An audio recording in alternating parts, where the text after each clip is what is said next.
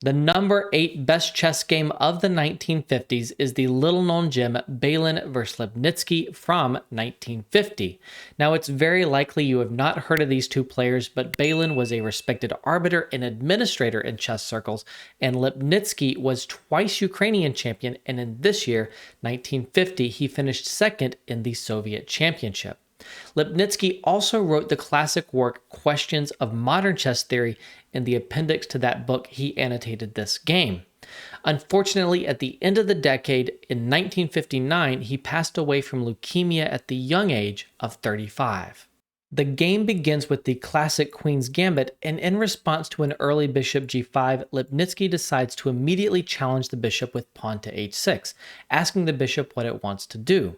Beylin decides to trade on f6, giving up the bishop pair for he hopes rapid development. Now, after knight c3 and bishop b4, we have transposed to the Ragozin defense.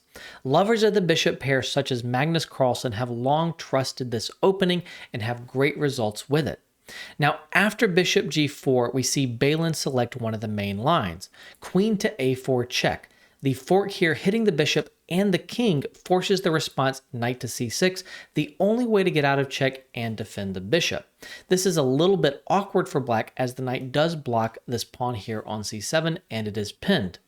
Unfortunately for Beylin, he now falls into an opening trap, and it is an opening trap that 19 masters have also fallen into in the chess.com database, and this is classical chess, not blitz chess.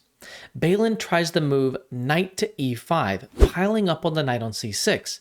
Initially, this looks excellent, but in fact it is a classic mistake here, moving a piece twice in the opening and neglecting your development. However, how can black prove that? How do you deal with the pin on the knight on c6? The refutation is the move bishop to d7. Now, of course, white has anticipated this move, but white is counting on knight takes d7 here. After king takes d7, the position of the king is really bad. Black is in a lot of trouble. But the problem is that black does not need to capture back on d7. Instead, Lipnitsky has prepared queen takes d4, a beautiful intermediate move.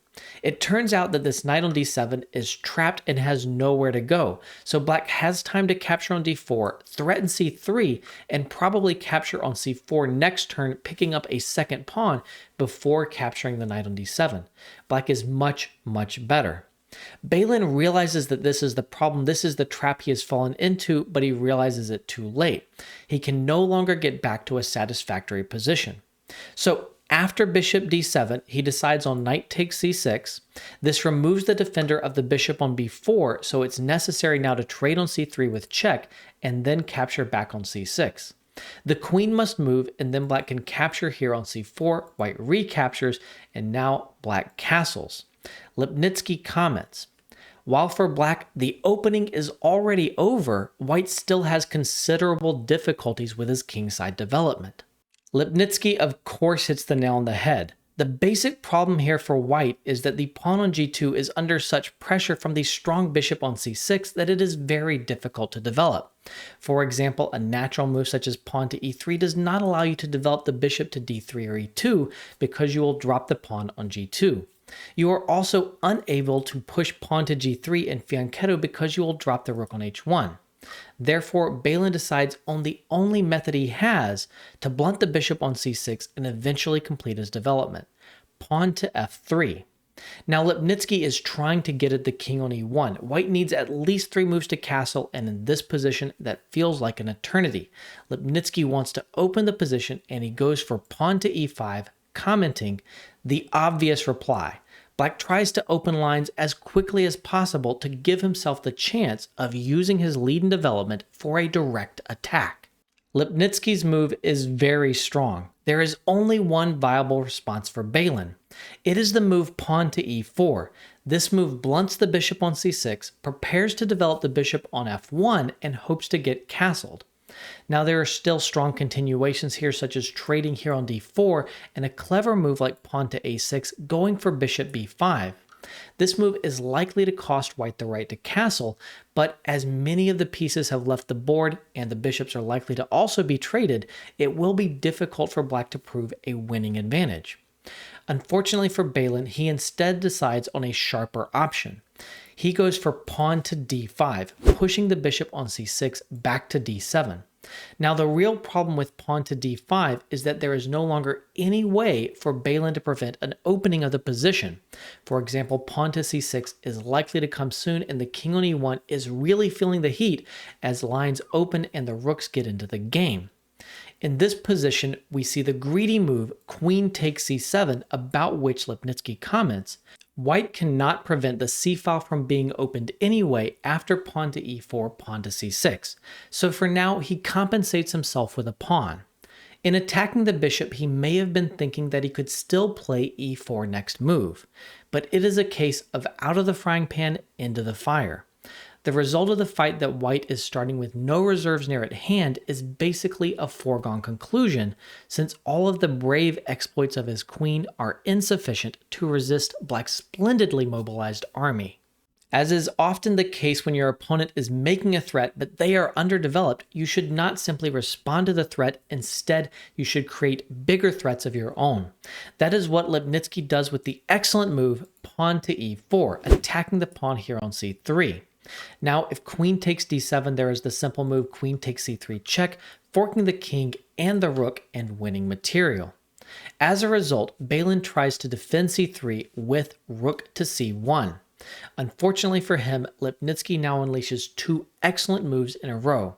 He starts with rook a to c8, sacrificing the bishop on d7. At this point, he has seen the game all the way to its conclusion. He comments, "This is the start of a combination leading to a win in 9 more moves." Lipnitsky had calculated all of those 9 moves that we are going to see coming up when he played the sacrifice of the bishop. So, having no other choice, really, Beylin does capture the bishop here on d7. Now, the brilliant move here is pawn to e3. Lipnitsky comments, "Black's whole idea is based on this quiet move. The march of his pawn from e6 to e3 has enabled him to wall up the white kingside almost completely. In the first place, the threat is queen f6 to d4. From this point on, things cascade quickly to the finish. Now, after pawn to e3, I want to give a beautiful checkmating continuation calculated by Lipnitsky. It starts with queen takes b7, picking up another pawn.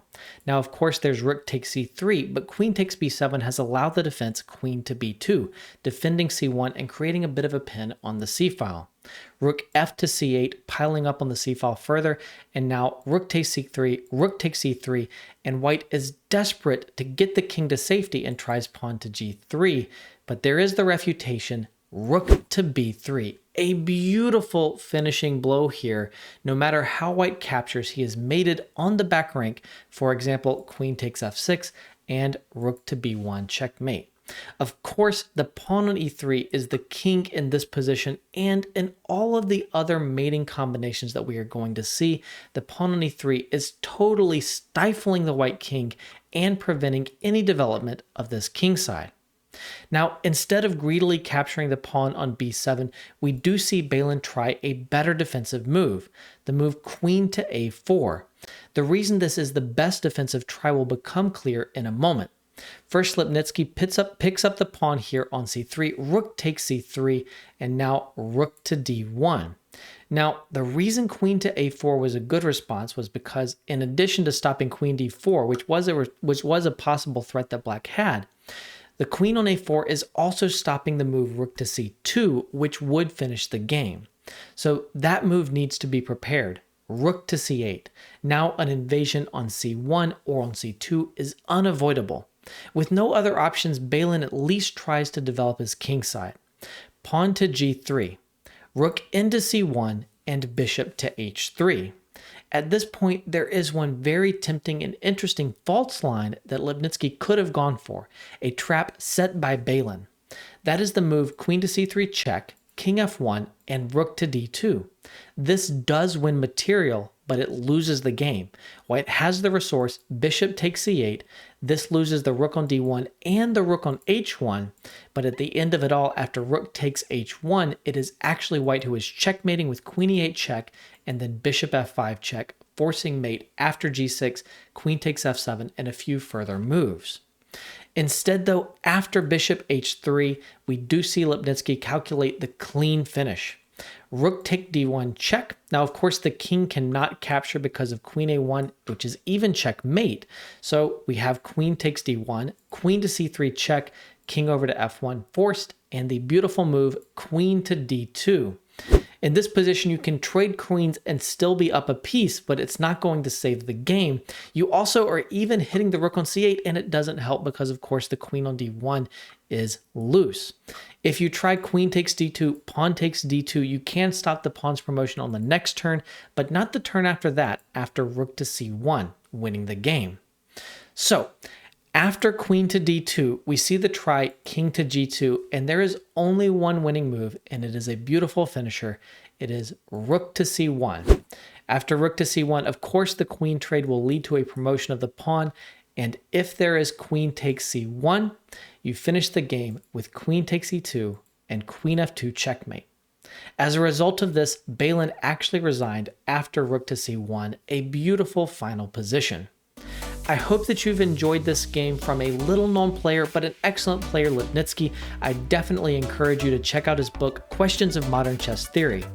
For the rest of the games in the Best of the 1950s series, be sure to click on the playlist that is popping up on your screen right now.